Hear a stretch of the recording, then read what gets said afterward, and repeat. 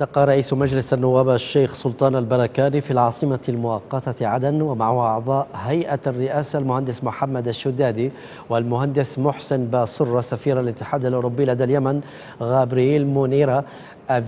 فينالس، وسفيرة هولندا جانيت سيبين، وسفيرة فرنسا كاثرين قرم كمون، ونائبة السفير القائم بأعمال السفير الألماني جانينا كومبو فولر، ومسؤولة الشؤون السياسية لبعثة الاتحاد الأوروبي كيلر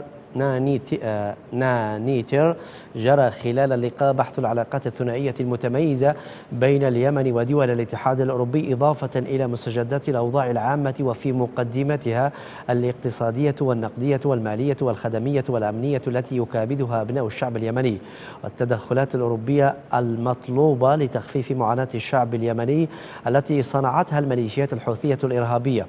ووضع رئيس المجلس السفراء أمام التطورات على الساحة الوطنية وانتهاكات الميليشيات الحوثية الإرهابية لحقوق الإنسان وإجراءاتها المدمرة للاقتصاد الوطني وتجريف سبل العيش ومصادرة الحقوق والحريات ونهب الثروات والجبايات الغير قانونية وإلغاء الممارسات الديمقراطية وما آلت إليه الأوضاع الإنسانية والخدمية في مختلف المحافظات، وفي مقدمتها مدينة عدن التي تعاني من انقطاع للكهرباء، ومدينة تعز التي تعيش أزمة خانقة نتيجة انقطاع الماء. كما أحاط البركاني السفراء بالتحديات والمخاطر المحدقة بأمن واستقرار المنطقة مع تزايد تهديدات الميليشيات الحوثية الإرهابية. وأكد رئيس المجلس وأعضاء هيئة رئاسة مجلس النواب على أهمية انعقاد مجلس النواب وممارسة صلاحيته التشريعية والرقابية على أداء السلطة التنفيذية وتفعيل الدور الرقابي من أجل دعم جهود مكافحة الفساد وتلبية الاحتياجات المهمة للمواطنين في الجوانب المعيشية والخدمية،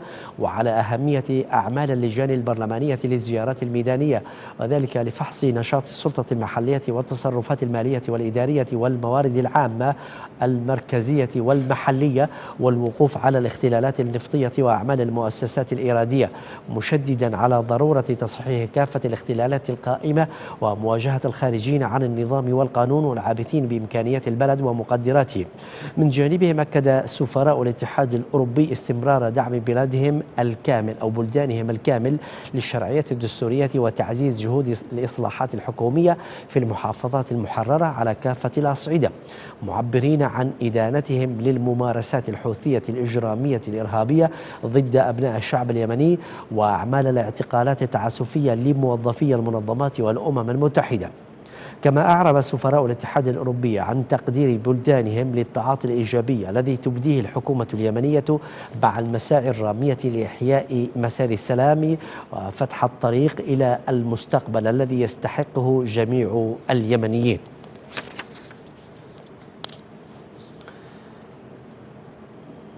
افتتحت شركة الخطوط الجوية اليمنية مبناها الجديد في العاصمة المصرية القاهرة بمشاركة وحضور رئيس مجلس النواب الشيخ سلطان البركاني ونائب وزير النقل ناصر الشريف ورئيس مجلس إدارة الشركة الكابتن ناصر محمود ونائبيه للشؤون التجارية محسن حيدرة وللشؤون المالية عادل